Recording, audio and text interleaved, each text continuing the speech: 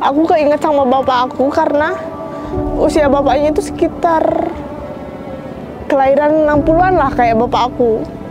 Apalagi bapaknya lagi sakit. Jadi kayak kasihan banget. Bikin aku sedih tuh karena seusia bapak aku ya, apalagi bapaknya dulunya bekerja keras cari ikan di laut, terus sekarang kayak karena kendala sakit nggak bisa apa-apa.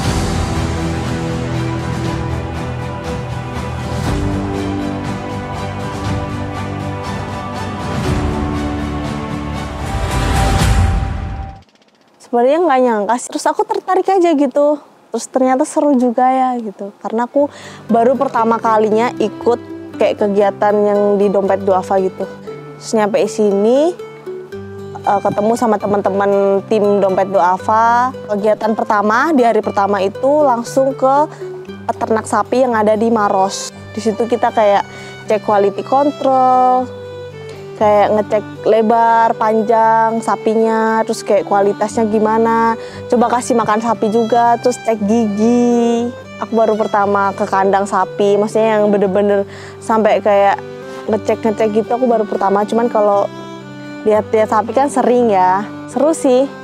Jadi kayak gak asal kurban, tapi kita juga tahu gitu loh kualitas sapinya tuh gimana gitu. Ternyata Dompet Duafa itu mempersiapkan sapi yang mau dikurbanin itu sedetail itu, dari quality control, pokoknya semua deh. Jadi nggak sembarangan sapi yang dikurbanin di tempat-tempat tertentu. Sorenya perjalanan ke Toraja itu lumayan memakan waktu sekitar 7-8 jam. Kita nyampe sekitar jam 2 pagi, langsung istirahat. Terus paginya langsung menuju ke desa yang lumayan jaraknya itu dari penginapan sekitar 2 jam menuju ke tempat yang lumayan ekstrim ya jalannya, jadi nggak semua mobil bisa. Kemarin tuh kita naik mobil 4WD karena jalurnya bener-bener yang batu, tanahnya tuh licin apalagi kalau lagi hujan. Sampai sana sih langsung kayak wow, ternyata kita langsung disambut sama warga-warga sekitar, bapak-bapak, ibu-ibu, anak-anak. Kebetulan mereka di sana tuh sedang membangun masjid karena masjid dari wilayah mereka jauh sekitar 3 km kalau jalan kaki. Makanya warga sekitar situ tuh bikin masjid darurat walaupun itu sebenarnya nggak layak ya. Atap-atapnya tuh bocor, jadi kalau kena air hujan bisa masuk. Terus tempat wudhu juga belum ada. Setelah dari masjid, trekking lumayan jauh karena akses jalan menuju ke rumahnya itu nanjak. Sampai nih di rumah ibunya, rumahnya tuh masih rumah-rumah kayu yang panggung. Aktivitas bapaknya kebun, terus ibunya sering bantu-bantu. Tinggal satu rumah sama cucunya. Mereka juga jarang makan daging. Kata ibunya sempat ada kurban, cuman tahunnya udah lama. Karena antusias warga sekitar, jadi mereka tuh pada jalan kaki sekitar 3-4 jaman buat ngejemput si sapinya. Mereka jalan ke titik sapinya, habis itu jalan lagi pulang dibawa ke lokasi. Kenapa jalan kaki? Karena di sana bisa kalian lihat aksesnya benar-benar masih susah. Jadi mau nggak mau warga sekitar tuh pada jalan kaki. 1 ekor sapi dibagiin buat 92 orangan. Setelah dari Toraja, kita lanjut ke Pelabuhan Pangkep buat naik kapal sekitar 2 jaman buat menuju ke Pulau Sarapok Cakdi. Perjalanannya seru, kita bisa lihat laut, terus ada angin sepoi-sepoi. Kita naik perahu dakwah dari Dompet Duafa sampai di pelabuhan langsung disambut sama warga sekitar pada senang-senang karena kita datang. Sempat ngobrol sama warga sekitar sambil istirahat, baru nyampe. Itu katanya di sini listriknya ada jam-jam tertentu dari jam 6 sore sampai jam 10 malam. Habis itu udah padam. Terus air, kadang mereka harus beli buat minum. Kadang juga beli buat mandi kalau misalnya lagi musimnya tuh kemarau.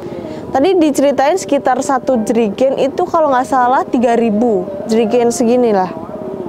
3.000 mereka beli buat mandi sama minum.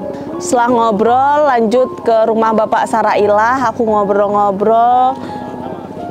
Sedih sih sebenarnya awal bapaknya ngomong karena bapaknya bilang lagi sakit terus sudah nggak kerja karena dulu kan bapaknya sering ke laut kayak cari ikan, cuman karena kendala sakit jalan jauh tuh bapaknya sesek gitu. Dapat makan juga kadang dari tetangga karena bapaknya udah nggak kerja. Pas aku lihat bapaknya, aku keinget sama bapak aku karena usia bapaknya itu sekitar kelahiran 60-an lah kayak bapak aku. Apalagi bapaknya lagi sakit. Jadi kayak kasihan banget. Bikin aku sedih tuh karena seusia bapak aku ya, apalagi bapaknya dulunya pekerja keras cari ikan di laut, terus sekarang kayak karena kendala sakit nggak bisa apa-apa. Bapaknya tadi sempat cerita dapat daging kurban juga udah tahun lama, terus itu pun dapat cuman setengah kilo, satu kresek kecil. Itu kalau ada kurban biasa makan, kalau hari-hari enggak. Oh, berarti cuman makan daging waktu kurban. Makan aja sehari-hari masih kadang dikasih tetangga-tetangga, apalagi kurban juga dari pulau-pulau lain. Daging kurban berarti banget buat orang yang ada di Pulau Sarapo, Cadi. Tadi aku ketemu sama Ibu Nur, baru masuk rumah, disambut, senang. Rumah-rumah kayu gitu, ibunya tinggal berempat dan pekerjaan bapaknya itu nelayan. Tapi ikan-ikannya tuh bukan ikan-ikan yang dibuat konsumsi di rumah. Ikan cakalangnya itu pada dijual. Dia cerita kalau makanan sehari-hari itu makan nasi, terus sama telur sambil nangis. Ibunya juga cerita kalau makan daging itu cuma waktu hari raya Idul Adha aja. Itu daging dibagi satu keluarga, dimasak 2 hari udah habis. Ibu pulang. Assalamualaikum. Yang aku dapat dari perjalanan kemarin sampai sekarang, aku bersyukur karena di wilayah aku masih banyak daging kurban dan aku masih bisa ngerasain. Sedangkan di daerah-daerah yang aku kunjungi seperti Toraja Utara, terus di pulau ini daging kurban tuh bener-bener bisa dihitung gitu loh. Cuman berapa kali mereka dapat, itu pun tahun-tahun lalu, tahun lama. Emang ya kurban sengaruh itu di pulau-pulau jauh dari kota yang susah aksesnya.